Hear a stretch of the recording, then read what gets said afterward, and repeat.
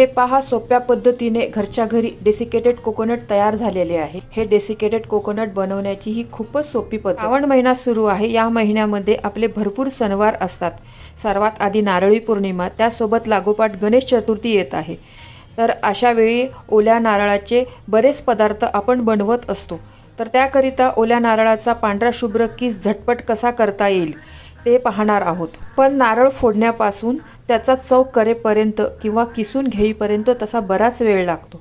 त्यात सर्वात अवघड गोष्ट म्हणजे नारळापासून कवच कसं काढायचं। तर आपण पाहूया सोप्या पद्धतीने नारळापासून कवच कसं काढायचं आणि त्यासोबत कोणतेही मशीनचा वापर न करता खोबरं कसं खवायचं किंवा त्याचा चव कसा करायचा आणि त्या नारळाच्या चवापासून सोप्या पद्धतीने डेसिकेटेड कोकोनट कसं करायचं ते आज आपण पाहणार आहोत। पूर्ण रेसिपी पाहण्यासाठी माझ्या फोटोच्या खालील त्रिकोणावर क्लिक करा, जेणेकरून तुम्ही त्या रेसिपीवर जाल।